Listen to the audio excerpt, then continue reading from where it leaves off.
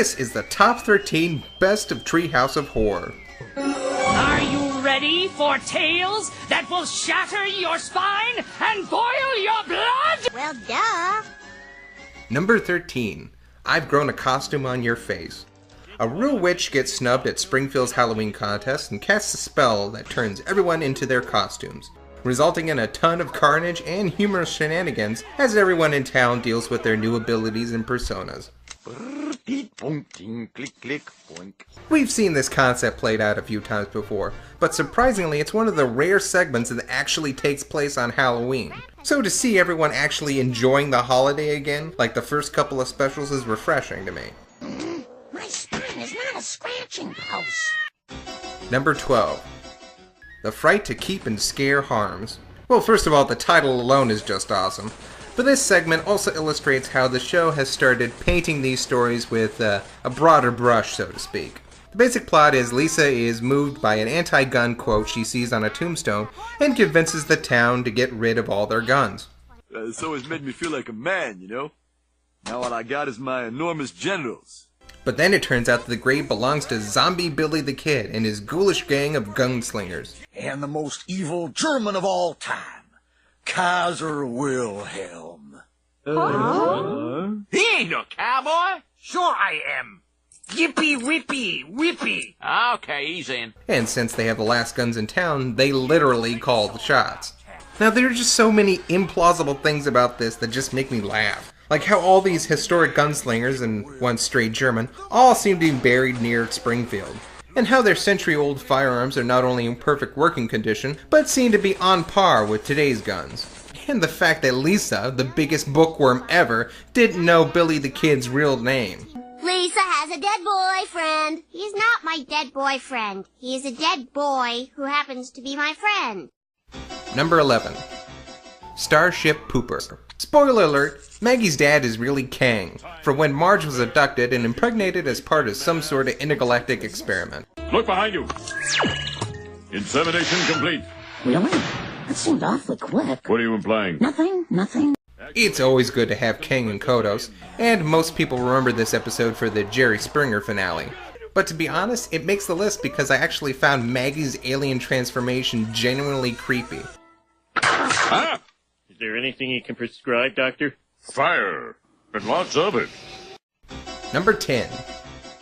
Easy Bake Coven. There's a witch trial in the Pilgrim Village of Springfield, and they've just found out that good wife Marge is a witch. After she takes her revenge on the town, she flees to see Patty and Selma, who are, now hold yourself down for this one, also witches. What a day! They found out I was a witch, so I had to leave my family. Every time I see that part, there's this unexpected tug on my heartstrings. All she wanted to do was live her life. And for a second, I think this segment is going to be about Marge missing her family. But then they go straight to the child abductions. Who is it? Witches! What do you want?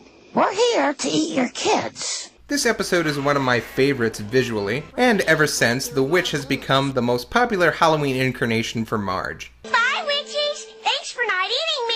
Yeah, you hags are alright. Number 9. The Devil and Homer Simpson.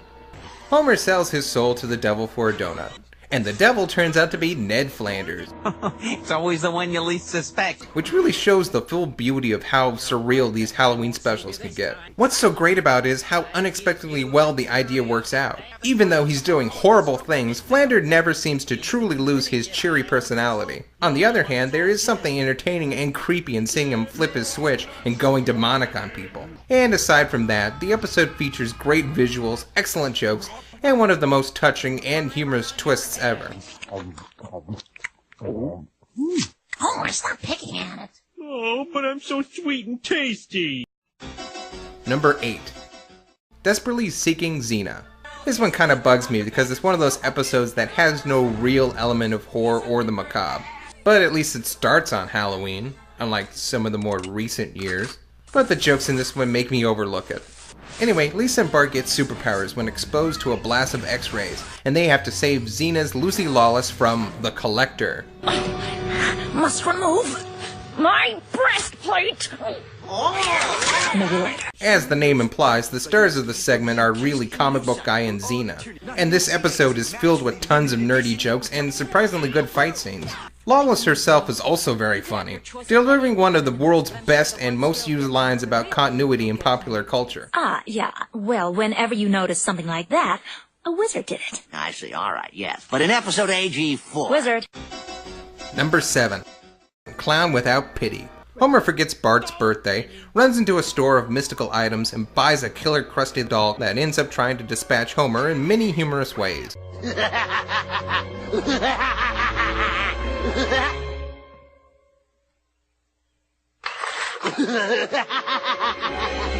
By now, most of you know the true nature of the doll, but what I always thought was funny was it implied that the Krusty doll was now living with Lisa's Malibu Stacy. So, Lisa doesn't mind the supernatural doll sleeping in her room, occasionally humping her favorite childhood doll. This episode features some of the best facial expressions and physical comedy of any of the segments, and the exchange between Homer and the shopkeeper is just classic. Take this object, but beware, it carries a terrible curse. Ooh, that's bad. But it comes with a free Frogut. That's good. The Frogut is also cursed. That's bad. But you get your choice of topping. That's good. The toppings contain potassium benzoate. That's bad. Can I go now? Number 6. Frankenstein. Professor Frink resurrects his estranged and long-dead father, who becomes a ghoul, harvesting organs from the denizens of Springfield in order to become whole again. And in a surreal twist, the father is played by Jerry Lewis, whose Nutty Professor would spawn the character of Professor Frink. So in a way, you can say that he really is Frank's dad. Aside from the great premise and the jokes, this episode really showcases what a great performer Jerry Lewis still is. His timings and inflection are perfect for each joke. I'm alive with the breathing and the tingling and the what's this radiator where my puppet should be. Also, I like to think this is what all the people in the Nutty Professor were staring at, if it turned out to be an actual monster story. And now it's time for me to go to hell. Ow, ooh, ow, oi, ooh, ow, dead. Number 5. The Raven. Gotta include this one from the original Treehouse of Horror, because every English teacher I knew had this segment on video, so I must have seen it at least once every Halloween. But like the poem, it luckily seems to stand the test of time. It's an absolutely beautiful rendition of Edgar Allan's work, and it captures the spirit of the work without parodying it too much. No, the humor of this segment actually comes from Homer, the biggest clod ever, actually reciting the poem beautifully. Don't I crispy, shorn, and shaven, thou? I said, But sure no craven, ghastly, grim, and ancient raven wandering from the nightly shore. Tell me what thy lordly name is on the night's Plutonian shore. quoth the raven. Eat my shorts. And where the original poem slowly builds up a sense of dread in both the narrator and audience, this gets funnier and funnier as we see Homer losing more of his patience and tact with each line. Take thy beak from off my heart, and take thy form from off my door. Quoth the raven. Nevermore. Take thy beak from out my heart, and take thy form from off my door. Quoth the raven. Nevermore. Why, you little... And I do like the irony in Lisa's comments in the wraparound segments. How the poem isn't too scary in modern context. Yeah, it used to be scary once, but now we stick it in cartoons. Loser. Number 4. Time and Punishment. Apparently Homer is an idiot savant in the field of quantum mechanics and rebuilds a toaster into a time machine. Now he's traveling back and forth between now and the past, trying to set things right.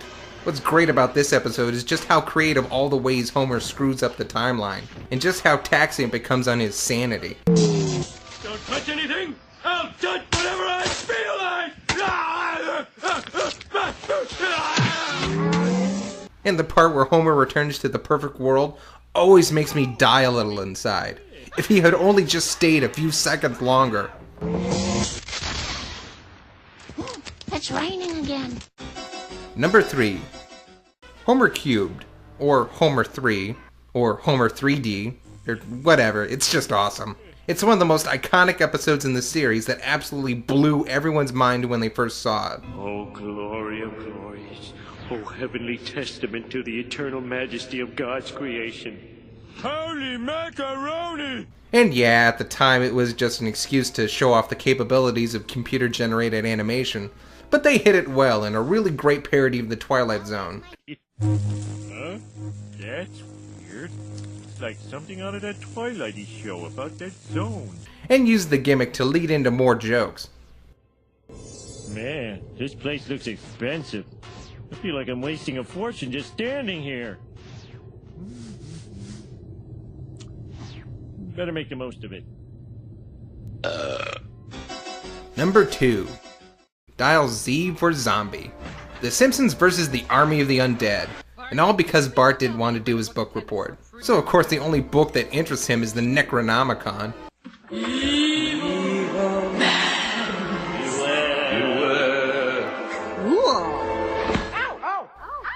I'll admit, this one actually scared me as a kid because of the legitimately creepy parts, like the dead rising and being cornered in a library. But it's always great to see Homer kick some zombie ass. Hey, Simpson, I'm feeling a mite peckish. Mind if I chew your ear? Dad, you killed the zombie Flanders. You was a zombie? Number 1. The Shinin. This has got it all. Laughs, chills, a perfect parody that lampoons, but still somehow captures the spirit and atmosphere of the source material. I don't think there's a Simpsons fan alive that hasn't quoted this iconic scene. What do you think, Marge? All I need is a title. I was thinking along the lines of no TV and no beer make Homer something something. Go crazy? Don't mind if I do!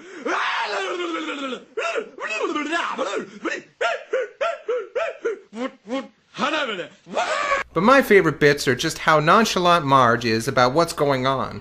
My favorite quote will always be, Mom, is Dad gonna kill us? We're just gonna have to wait and see. "We'll just have to wait and see." That line should be in every horror movie ever made, because that seems to be the working logic in all of them. Hey, is this house haunted? We're just gonna have to wait and see. Hey, is there a killer hiding in the woods? We're just gonna have to wait and see. Is he really going to in the and then We're just gonna have to wait and see. It's creepy, it's kooky, it's also perfect for the number 1 spot. Tell you what, we come back and everyone's slaughtered, I owe you a Coke. Well, since Halloween season will be unofficially over this Sunday, better start getting ready for Christmas. Happy holidays, everyone. It's the holiday clusterfuck. Citizens gather together to run amok. Bucks flying everywhere, folks pulling out their hair. People are waving while paying with great despair.